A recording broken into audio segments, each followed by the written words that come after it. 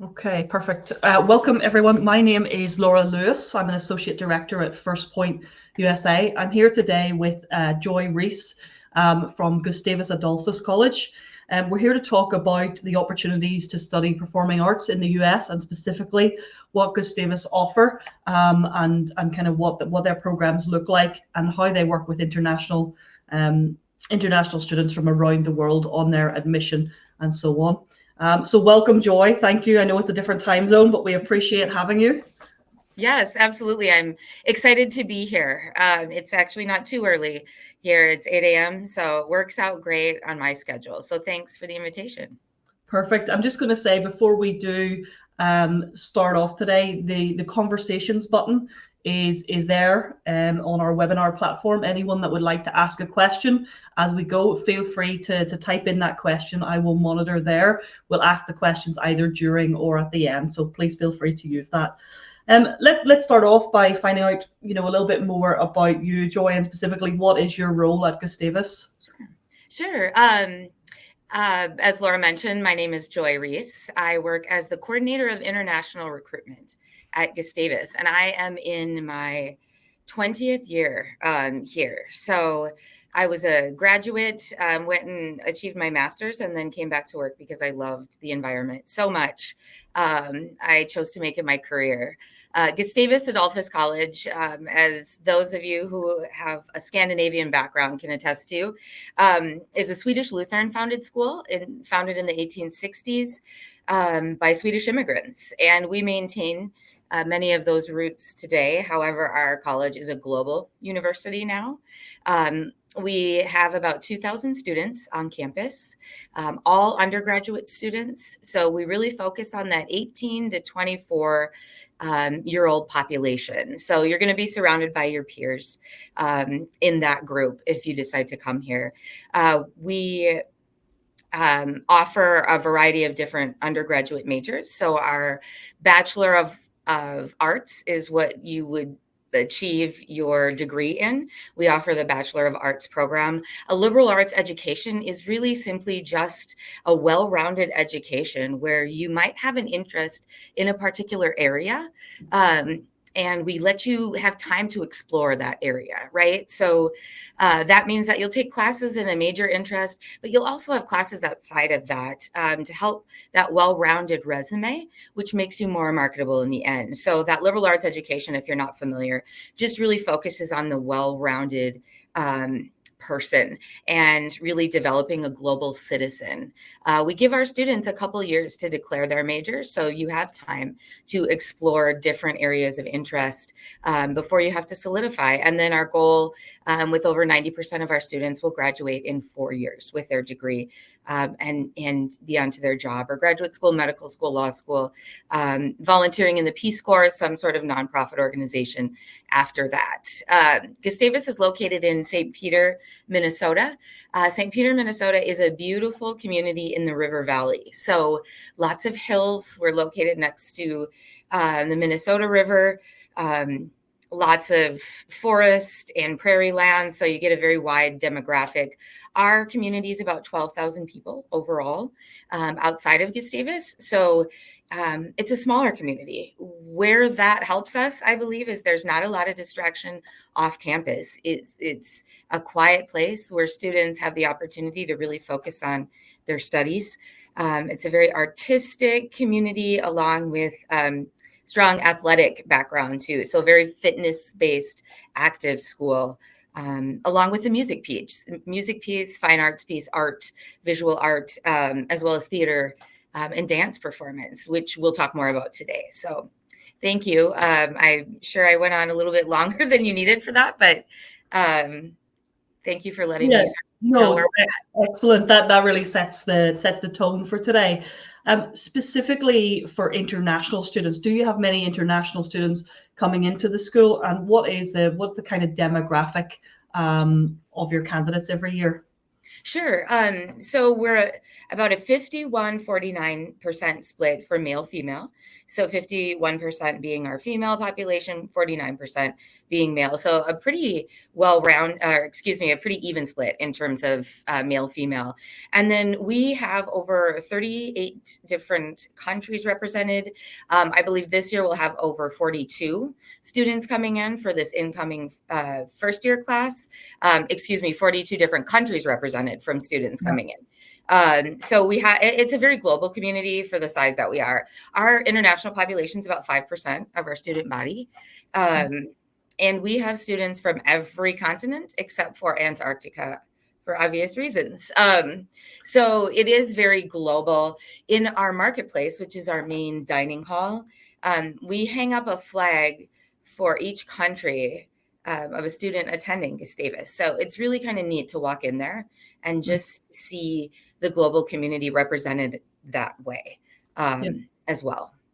Okay, and in terms of those international students coming in, what kind of support is there for them in terms of like financially, in terms of their pastoral care, and even just with the whole admissions process? Yes. So you would work with me directly. I am the one and only coordinator of international recruitment. I work with students from all over the world, and I'm very well versed at doing that. Once a student applies to Gustavus, I immediately am there to sort of watchdog their application, where I will let you know things that are missing, what we need, and we can go into a little bit about that application process later. But for this specific question, you work with me until you're admitted. At the time of admission, you receive both an email for your admission and your financial aid offer will be in there, your scholarship offer. So right away, you'll know what we're offering.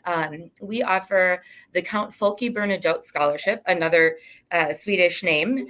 And that scholarship ranges from $20,000 to $40,000 per year for our students. No GPA requirement to keep that scholarship. So if you receive a $40,000 Folke Bernadotte scholarship, that is yours for the 4 years that you're at Gustavus.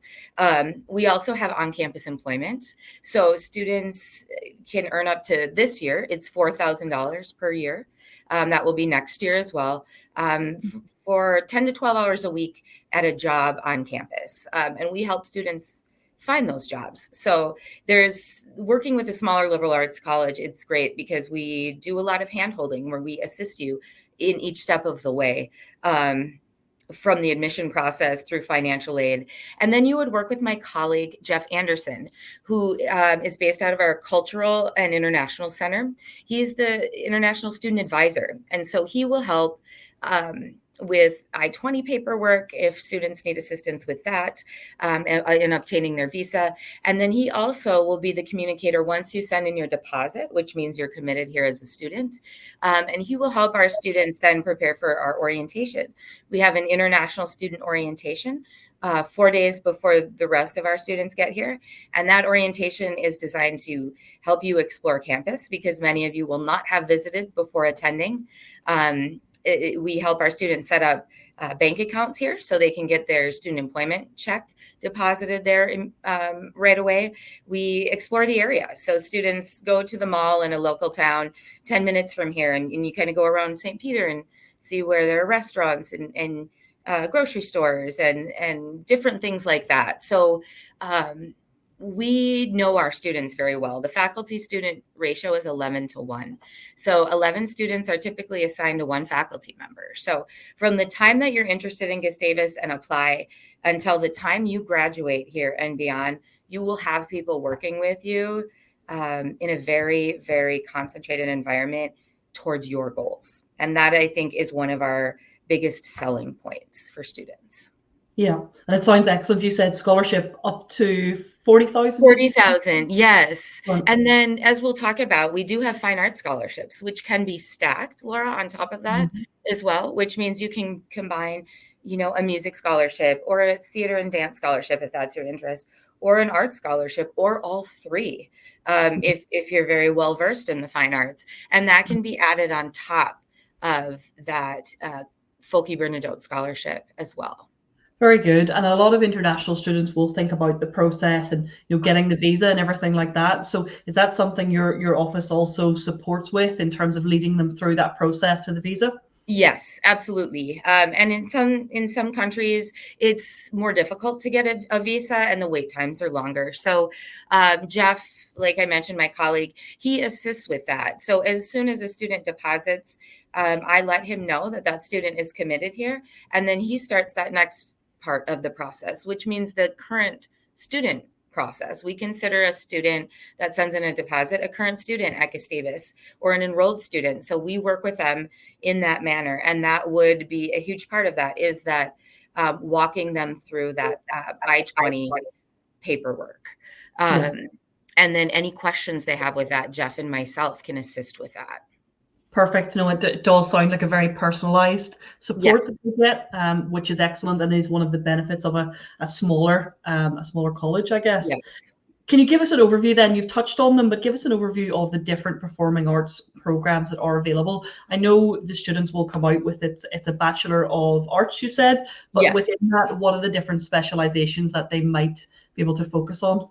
Sure. So within our music, you have our music education major. So that would be for students that are going to teach in the classroom, right? And then you have your music performance side of that thing, side of things. So music performance is a little bit of a broader umbrella.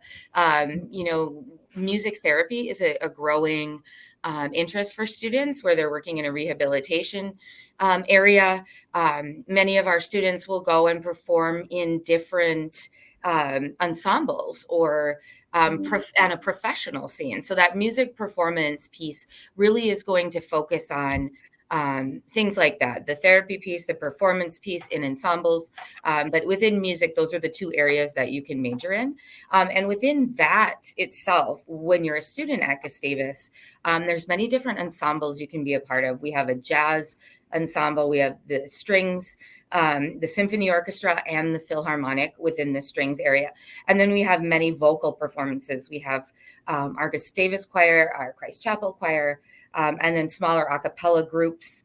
An all-female group are the Lucia Singers. And then we have a social justice choir, which really focuses in a very interesting way by performing music that represents the social issues of our time. So there's a deeper meaning to some of that stuff. And then we have a winds brass percussion with our Gustavus Wind Orchestra, the Wind Symphony, our percussion ensemble, and then our chamber ensemble as well. So music, if you are either vocal or instrumental, is probably our most extensive fine arts program. There's lots of music involvement. In fact, a third of our students will participate in the fine arts. So it's a very well-known performing arts school.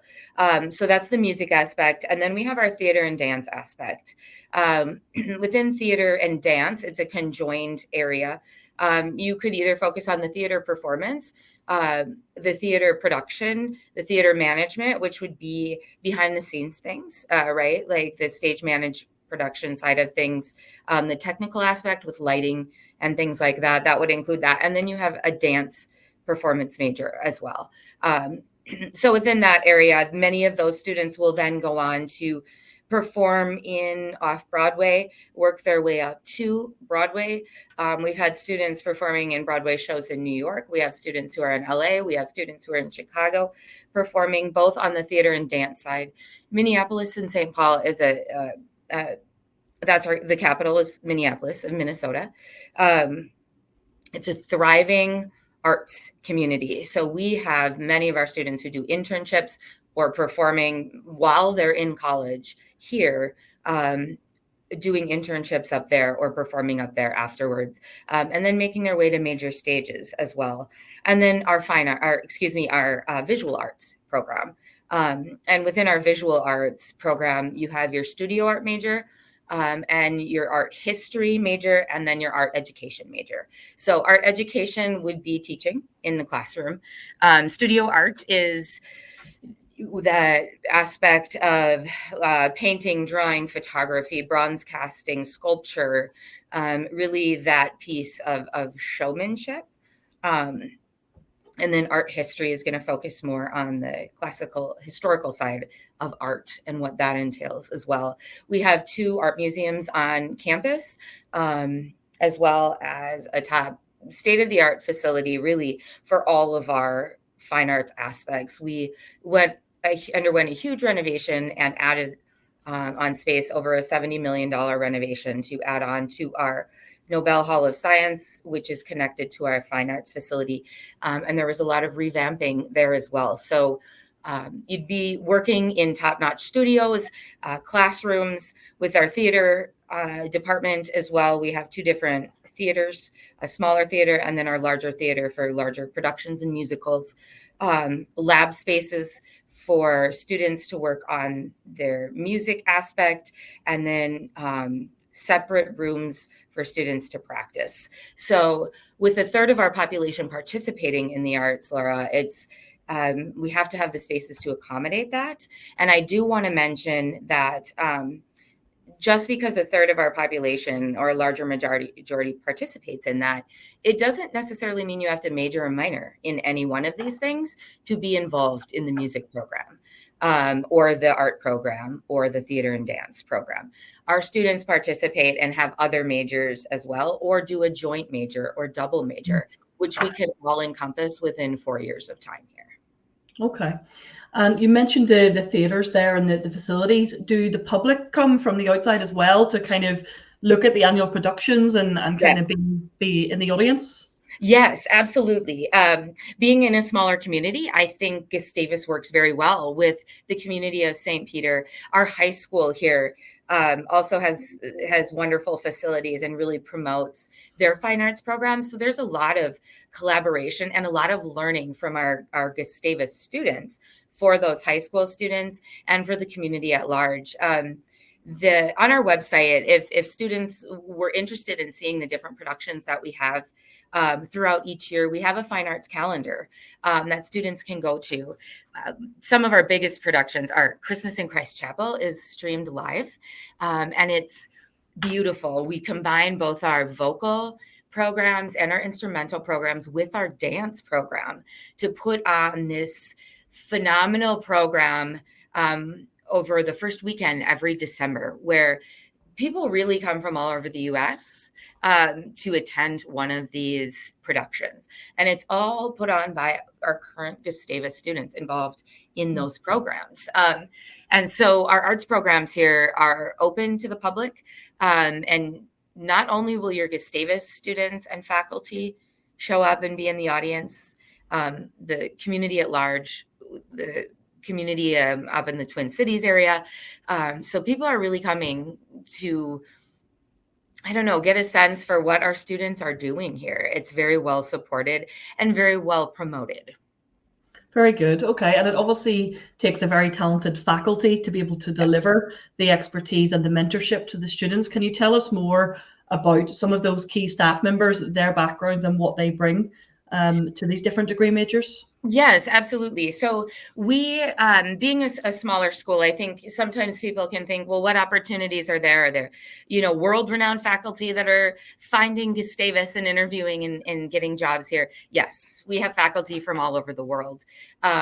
We have faculty who we don't just limit to their specialty in these areas, but they have to have a wider verse in the liberal arts as well, because the goal is to really combine the area of study within both their area of interest and then what Gustavus is promoting as a whole. So if we're talking about the music department, we have faculty members who are experts in each instrument, right? So if you are a violin player, you will have a specific violin instructor who's had extensive experience and success in their instrument.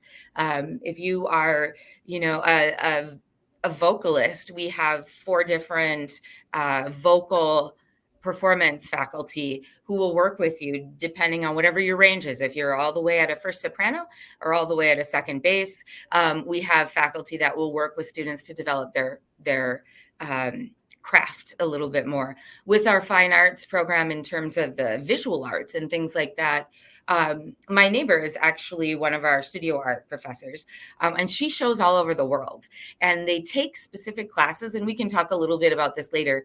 We do international tours with our students every year. So every year, one of our performance ensembles is going on an international tour. And on our website, there is a list of where we've been over the last 20 years. And faculty, because they come from all over, have connections in places. We're in Scandinavia. We were just in Southeast Asia touring. We have been to most of Western and Eastern Europe, Australia, New Zealand. So we've hit every continent in our tours. And that's a huge part of our faculty members, is having those connections and being able to take our students to sing or play in those different areas. With our studio art majors, we are world-renowned bronze caster here. If you come to campus, has done all of our bronze work, and it's very significant to our historical heritage. And so we have a bronze casting studio for students to work out of, and work with specialists in those areas as well. And then with our theater and dance, those faculty members, we have a person who's just focuses on the technical aspect of stage development and the behind the scenes work of a production as well. So those students that aren't interested necessarily in being in front and center have that avenue to work behind the scenes and get scholarships for that as well. And then within theater performance, those faculty members, their main goal is to develop the craft, but also to form connections for our students after Gustavus.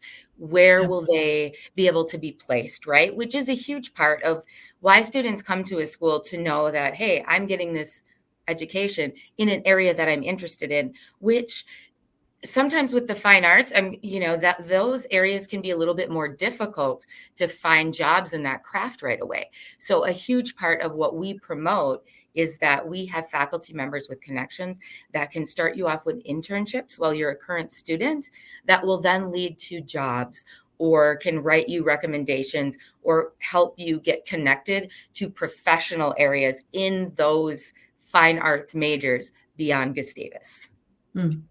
Okay. No, it sounds like they really do look after their transition back out of university as well. You mentioned there the opportunity for the different tours. In terms of studying abroad, do your students have any internship? Are there kind of semesters where they do internships or anything like that? And are there study abroad years, or are there, can you explain more on that side of things? Yeah, great question. So we develop global citizens. So over half of our students will study abroad and are interested in that. And there are a countless number of opportunities for that. It's not as if we have just one time frame or one country or continent that we send students to. Students really get the opportunity to pick and choose where and when they want to study. We're set up on a J-term system. And what that means is that in the past, the month of January, we have had 1 month where our students can try something unique, whether it's a class on campus.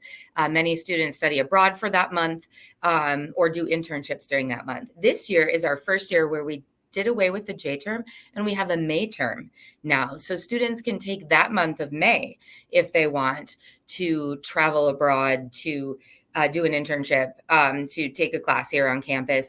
We were finding that with our 2-semester system and that J-term, we were running later in May. And so students were kind of coming late to the job market or the internship market in the summertime. So we wanted to end earlier in May and allow students to have those same opportunities earlier rather than later into their summer. So students can study for a semester. Some students go for a year. Some students go for a May term. Some will study abroad over the summertime. It's really individually crafted to what works in their schedule. And we have programs that we, are a little bit more established that our career and internship office can work with our students on, or we can develop a program with a university overseas that students may have found on their own and want to attend. And that means that the credits will all transfer here. It's, you're not paying room and board here, so it's not adding that additional cost. Some programs may be a higher cost based on where you're attending, but everything is still done through Gustavus, the paperwork, the financial aid, everything. So it's basically, you're a student here, but you're getting that experience somewhere else. Within the fine arts programs, like I said, there's different touring opportunities within our music groups every 4 years, right? Within our different music ensembles. And then for our theater, dance, and fine arts programs, the world is really, at their disposal with our art, our studio art. We've had students attend schools in Copenhagen. I was just looking through the list today. Scotland, England, in Paris, France is a big draw for students as well. So that Western Europe, but then in in Asia as well, Japan, Malaysia, are big draws for students to attend to. So it's really no specific area unless you're going on those tours every 4 years. You can really craft what you want, and your scholarships will still apply. And I will tell you that, it's not a requirement to travel abroad, but because of the opportunities we offer here, over half of our students will be abroad at some point in time. Okay. And are there any notable career destinations or notable jobs that your alumni students are now in? Are there any that you can think of in terms of those employers?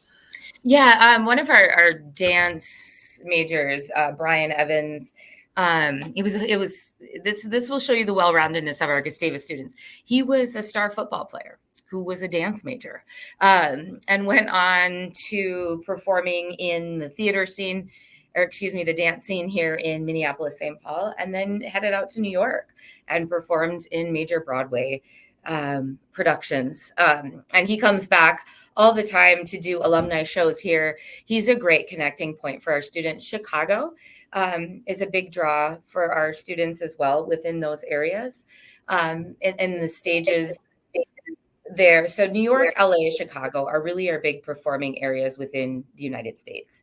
So our goal is to try to get our students, and they'll work their way up to that within 5 years of their career at Gustavus, to hit one of those major stages. And our professors are very active in doing that. With theater and dance, we actually have several actors, Hollywood actors, who have graduated from Gustavus or attended Gustavus. Peter Krause, who was on many of the CIS shows, which is some crime investigation dramas playing in the US, right? I believe he was on Suits with Meghan Markle, who, as we all know now, is married to Prince Harry, right? And so, the sky's really the limit for students to develop their craft. But we do have connections. And I think the other piece that I think is important beyond the faculty are our alumni connections, in the sense that we can really utilize our alumni who are successful. They loved Gustavus, so they want to give back in some way, not just financially, but with how they can help current students get their foot in the door and reach those goals. I really think, Laura, that's the beauty of a small private liberal arts college. I did my master's at a larger university. There's some benefits to that too, right? But what I really loved about this smaller private institution like Gustavus is that your faculty know you. You're not an ID number. They know who you are. They know your interests. They are actively involved in your goal of what your next step is. And that, combined with the alumni piece, I think really helps with that next step in your career beyond your college education. Absolutely. And in terms of the other interests that your students might have outside of their degree major in the performing arts, do you have are there many athletic teams on campus, and what type of other things do they do for either recreation or for collegiate sports? Yes, Gustavus, like I mentioned, with Brian, we have a very active athletic program and a very active fine arts program. So those are really our two main aspects in terms of what students participate outside the classroom, right? We're NCAA Division III, which means we cannot give athletic scholarships, which means we really help in that academic scholarship piece, right?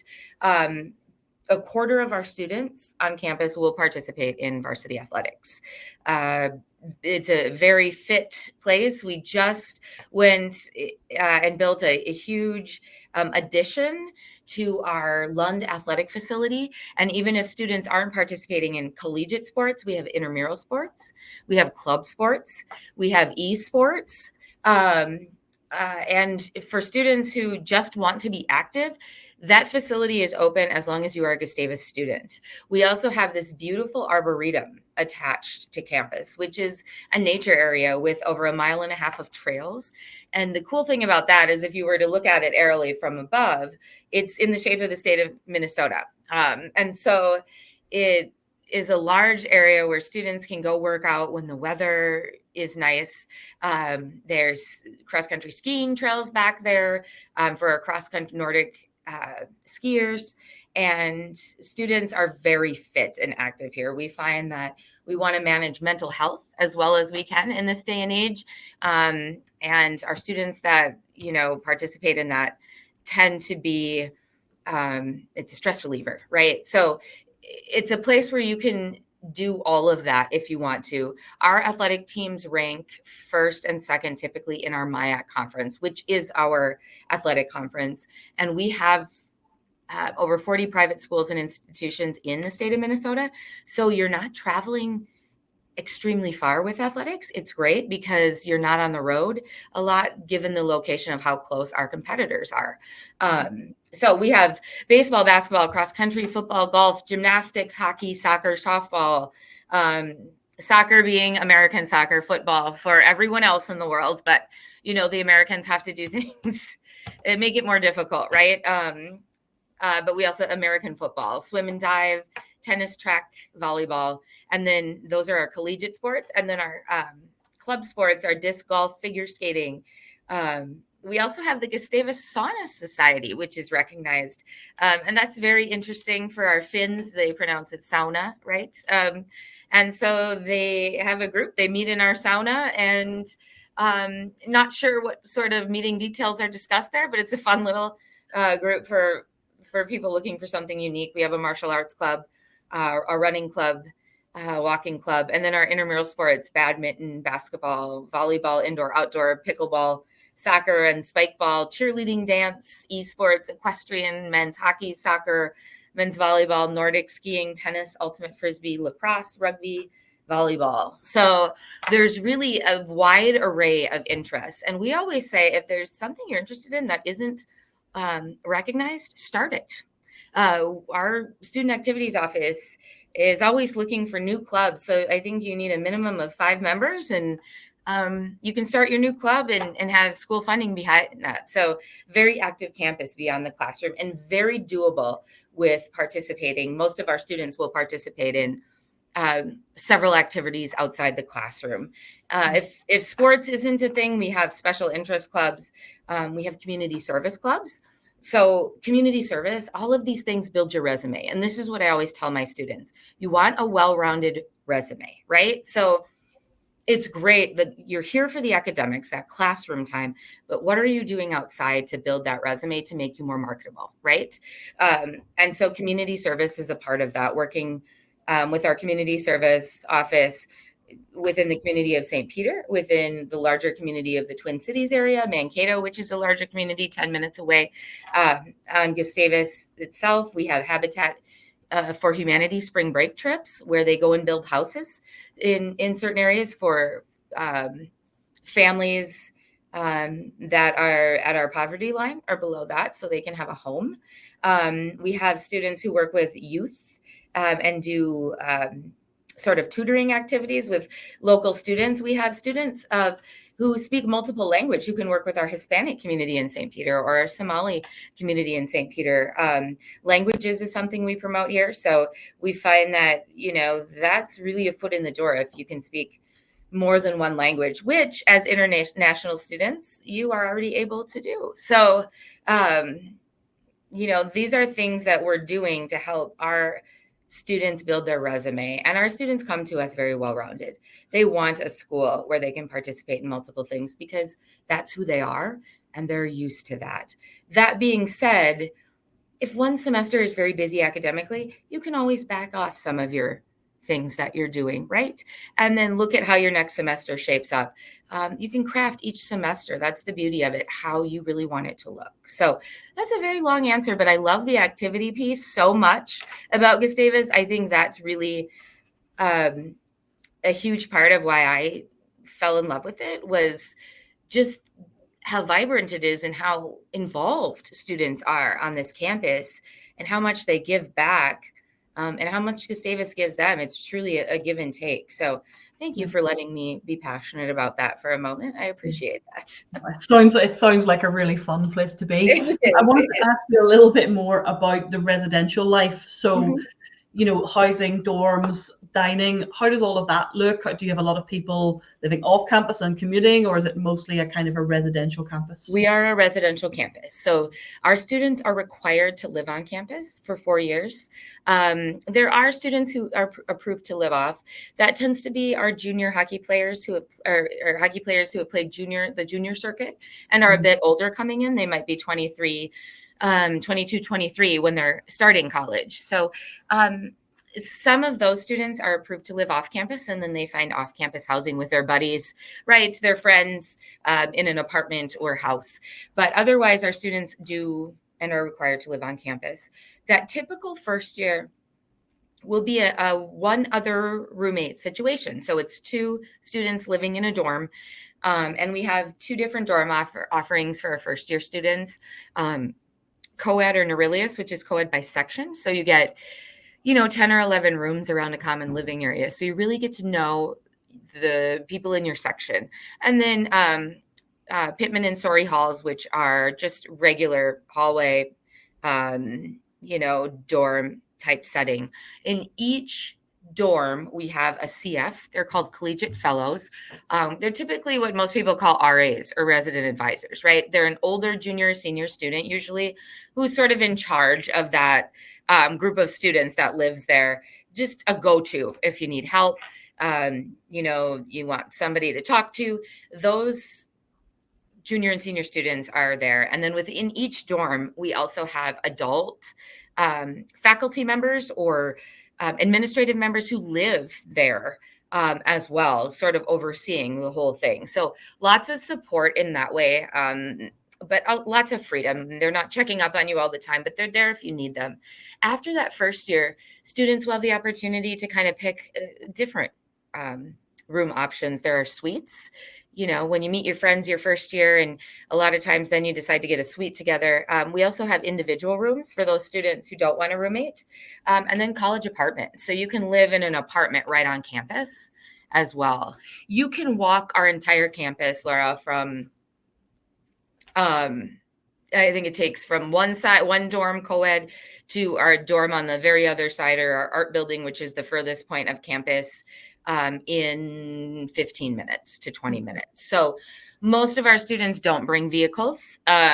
You don't need to take a bus to classes. You can literally walk, or some students bring a bike, but most of our students are walking. From point A to point B. We have a safety and security staff as well that's staffed by officers, just to keep campus safe. But, to that aspect, there really is virtually no crime at Gustavus. I know that's always something parents ask and wonder. Since we're in a smaller community, we're not dealing with the same issues that certain urban areas have, right? So it's a very safe and secure environment.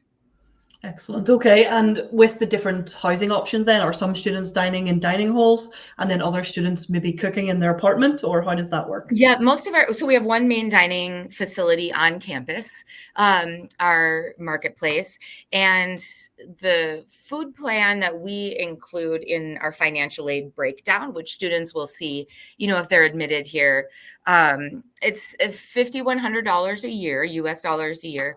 And that's a declining balance. So they have a card, they have an ID number, they come, and there's a grocery section in there. The food is ranked in the top 20 in the nation.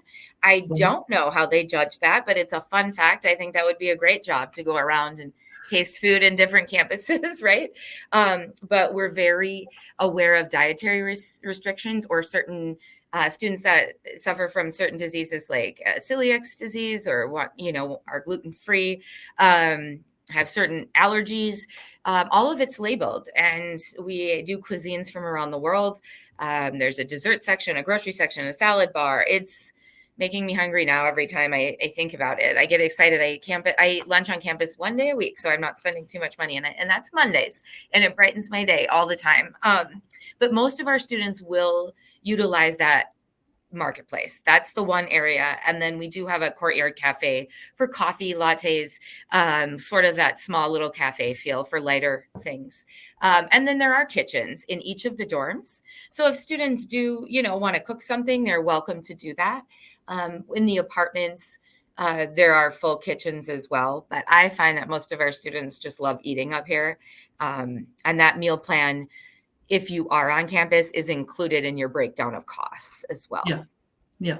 Okay. It certainly sounds really well set up and really efficient for students, especially if they're busy in the evening with production or practice or sports as well. So I remember the days of being a student and just having that availability to just go there and swipe a card, which was great.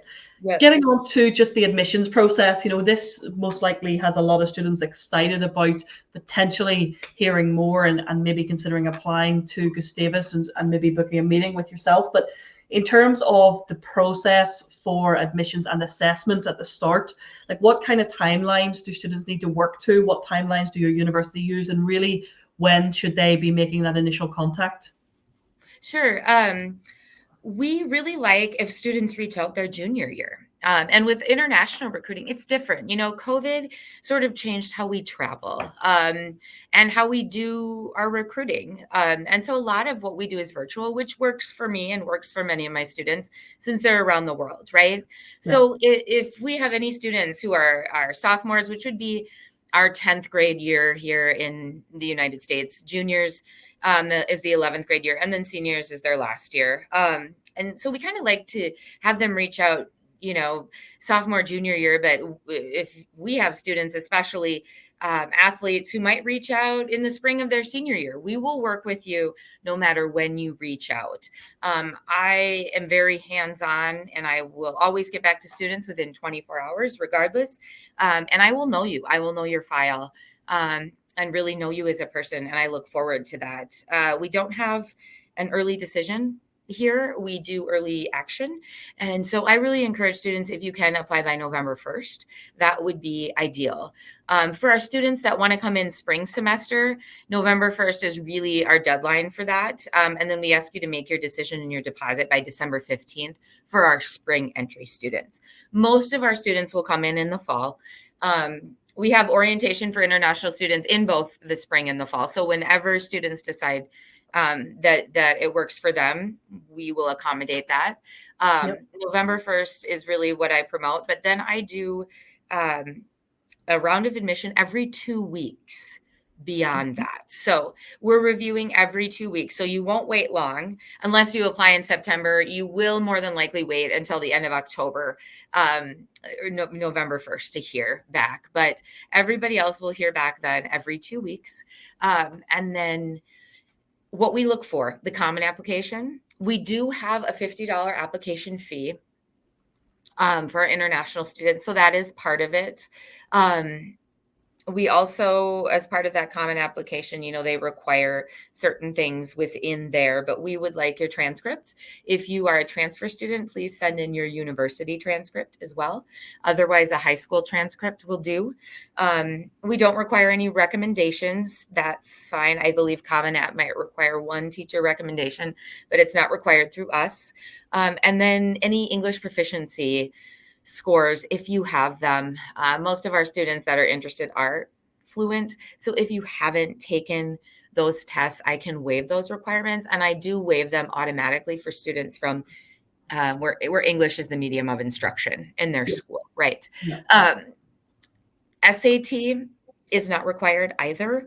But if you feel that SAT score genuinely reflects your grade point average, we encourage you to send it in. But that's not required as part of the process. Once I get everything in, I review. And if you're admitted, you will receive an email from me with your scholarship award listed, which would be that Count Folke Bernadotte scholarship. We usually will then if you have applied for those fine art scholarships, I do want to mention the theater and dance scholarship ranges from $500 to $6,000 a year. The art ranges from $2,000 to $8,000 a year, and our music scholarship ranges from $2,000 to $25,000 per year. So any of those can be stacked on top. So you will see that Folke Bernadotte scholarship, which is automatic. You don't have to apply separately for that. And then beyond that, if you apply for those fine arts ones, we would do a revised award and upload it with any of those included in there. Just on that point, Yeah. is a portfolio. So for people either applying generally or applying for those scholarships, is a portfolio of evidence, whether that's Yes. video evidence, or can you just explain a little bit about how that might work in degree majors?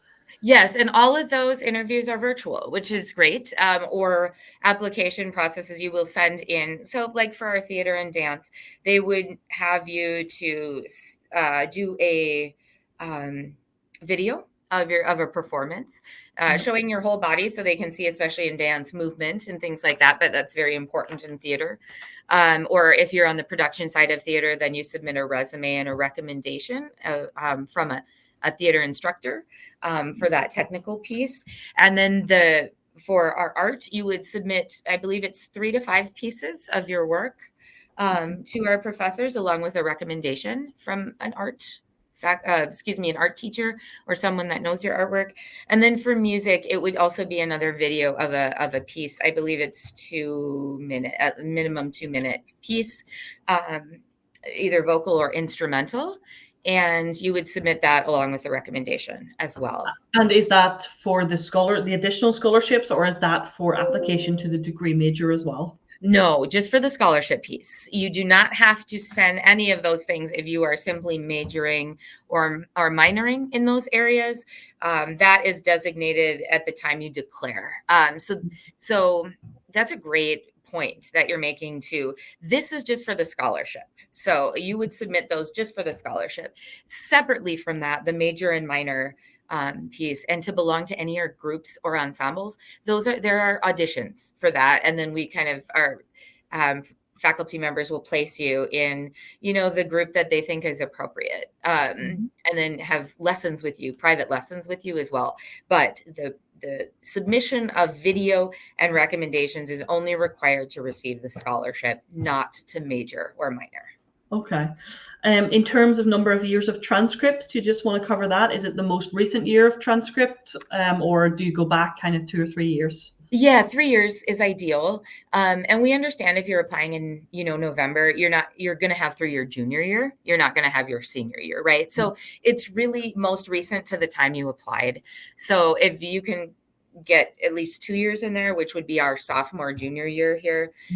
In America, it's the freshmen, usually the 9th grade year through the 11th grade year that we see. But if I can at least get the 10 and 11, we just like to see that whole secondary transcript before the senior year if you're applying before that. Yeah. And I should say, for anyone listening in the UK or broader audience, we don't use those terms, junior and sophomore and senior. Yes, I knew. Yes. So junior year will typically it's the year before your last year. So that's the time you should be getting in touch, and those are the transcripts that will be important. Yeah. And I should mention, we get the question, do you need them professionally translated, right? Depending on where the student is. I don't need that. I just need the transcript. I've become pretty adept at converting GPAs to our system here. And so just the transcript and how you want to send that. When you apply, it can be an unofficial transcript. If you decide to come to Gustavus, they will ask you for your complete high school official transcript, so they can see if there's any credit transfers that they can use, and just kind of make sure that we verified, that they've graduated. But for application purposes, it can be an unofficial transcript. Okay. And just in terms of kind of throughout that process, then I assume you and your team are the points of contact, so that no one will ever be missing something and not be aware of that, or not be sure how, what it is that you require. So you're their primary source of contact. I am. Yep, I am. And I have WhatsApp. So I use WhatsApp. Students can text me there. Email, like I said, I'm on my email all the time. I usually get back within 24 hours. I work with my students one-on-one. So I will know your file. I will know you. I will let you know what you're missing. There's also emails, automated emails that go out, letting you know what we still need for your application. So Yeah. People are busy. So we just want to make sure that we're watching things from our side of things for you. And that sort of is indicative of what will happen for your time as a student here, right? Is that one-on-one. So yes, it's very personalized. Excellent. That kind of rounds up all of the questions that I had planned to ask you today. I'm not sure if there's anything else on your mind that perhaps we should have covered, or if anyone at this point would like to drop in any questions in the conversations piece that we have here. So it's like a little chat box. So I'll just invite the candidates that are listening. If you would like to type us in any questions just at this point, we'd be glad to hear those. I'm going to kick off with one question because I know I have a student who has already inquired about this. You mentioned figure skating. It's not very common to find a university that does facilitate a figure skating club. Is it competitive? Is it recreational? Where do they train? Can you tell us a little bit more on that? Yeah, it's more of a club recreational sport, right? So we do have being in Minnesota, the hockey state, right? We're cold and that's, I will mention too, if people, just kind of mention what the weather's like, since I do work with students all over the world. We do have a skating rink on campus. So the ice is laid for our hockey team, and then there's separate hours that our figure skating club can be out there. And I have a contact for our figure skating, so I can send that to you too for your student if they're interested in contacting our figure skating captain. And I'm not sure if they compete or not. So that would be a good question for her. I know they have ice time. I know they skate. I would assume there's some competition, but I'm not really well versed in what that would be. So I can get you that contact and email you that, and you can send that to the student as well. But we do have a hockey rink right on campus with hours, and there is open ice time too, just for students who like to skate or have skated throughout their, time in high school or before, to just go out there and skate. So it's great to have that facility right here in our Lund Athletic Center. Yeah, and I'm going to come back to that because I have some questions also from some ice hockey players. So we'll come back to the ice in a second. But before that, a question we have here: can international students access internships on their visa? So I guess that means, in terms of working off campus, but being an F1 student visa holder, how does that work? Are they able to go and work for an employer because it is an internship, or are there any limitations on that with them being international?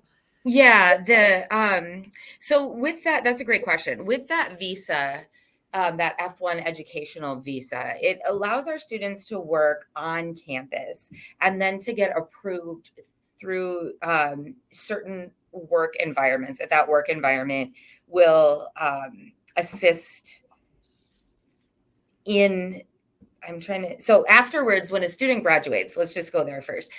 In order to stay in the United States, and that's the big part that we have to help our students with their career later on, is connecting them to a corporation or a school that will then sponsor their visa, right? With the internships, you can get special approval to work for a limited amount of time on that visa if the school, because you're still under our school educational visa, so you're able to work off campus with different, companies, corporations, headquarters, in school systems, because you're still on the Gustavus F1 visa, and we're sponsoring that. So you are allowed to work with that visa at internships off campus, if that's something you are interested in. And our faculty member help you, along with Jeff Anderson, on making sure that all the T's are crossed and the I's are dotted with that. So it is a possibility as well. Where it gets more complicated is when students graduate. In order to stay in the US, right? We don't sponsor that visa anymore because you're no longer here. So then we would have to make sure that you're matched up with a company that hires you that would then take on that visa until you can apply for citizenship, if that's what the person's willing to do. So with that visa question, as long as you're a student here, we're still sponsoring that. So you're able to work off campus for an internship. And they can earn if the employer wants to pay them something for that internship. They can. Yes, I think we would have to work that out with our financial aid office and coincide that as sort of a student employment. Does that make sense? Yeah. As sort of a student employment income that is approved through our financial aid office, because in a sense, we can't pay both the student employment and then an internship fee. Yes. Yeah. As well. So, but we have students do that. And the great thing about here is we just have you work through our financial aid office to make sure that we're doing all that correctly. And then with Jeff and our career center to make sure that everything is good to go before that student internships and it's approved. Okay. Are there any degree majors in the performing arts that a student athlete cannot choose, that just doesn't work for a student athlete? No. The only catch with, and this is outside of fine arts, with being a student athlete is in our athletic training major. Being an athletic training major, which is actually the only master's program we do also offer here, is Masters of Athletic Training.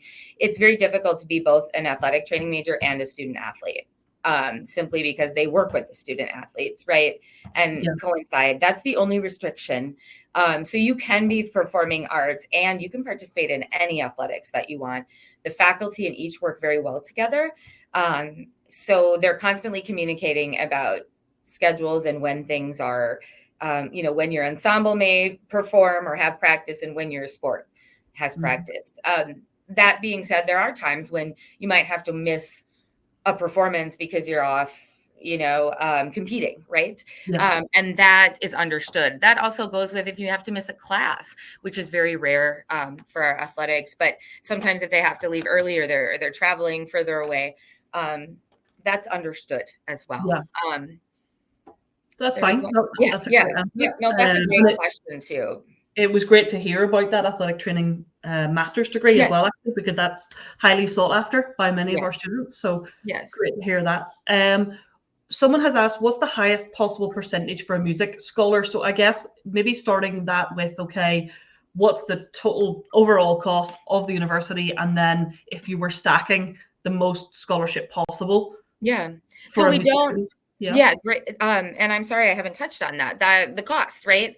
For our international students and what your students that you're working with and just anyone listening will see is different breakdowns of awards from different schools. It can become very confusing.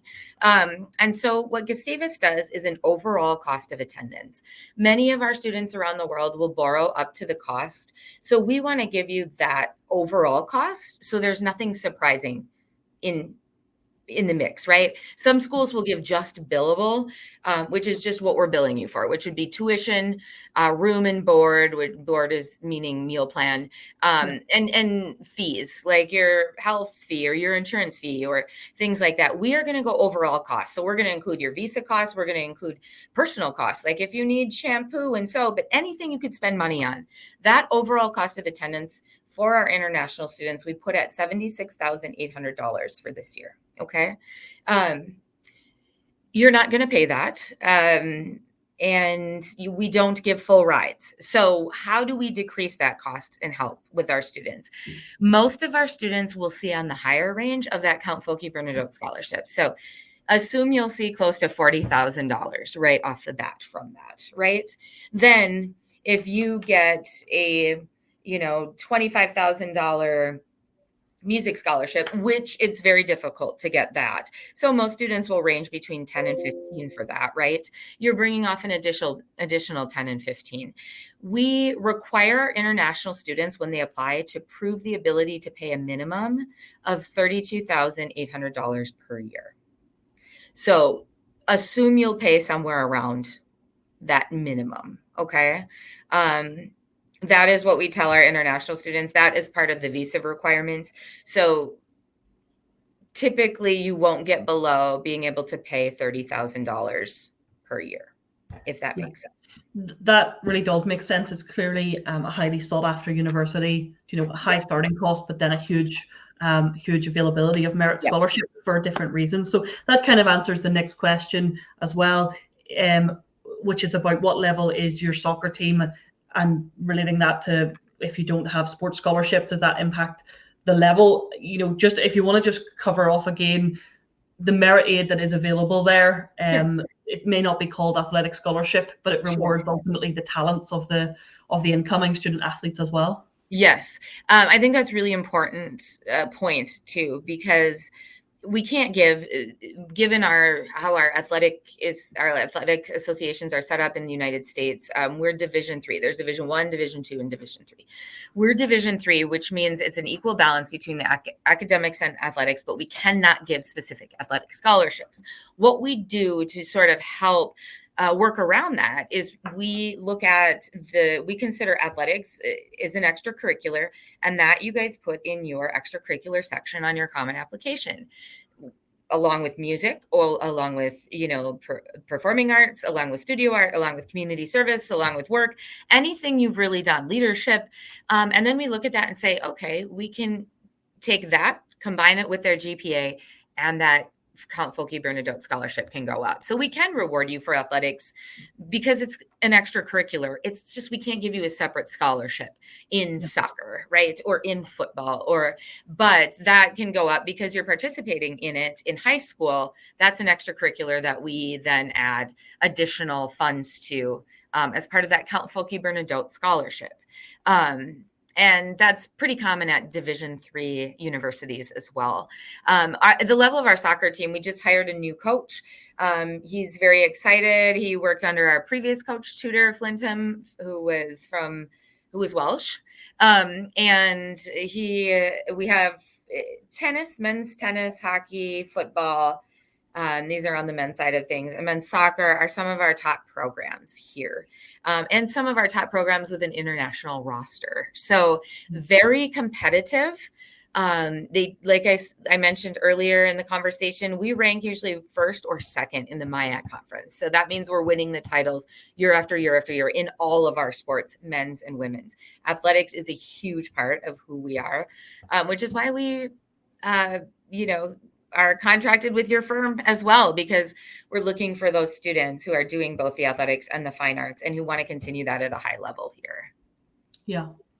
Okay. I think that is a great place to leave it. Just, the summary there really seems to be there is merit scholarship, vast amount of merit scholarship in music, in arts, can also reward sporting talents, leadership, and extracurriculars, which is a great place to be as a college.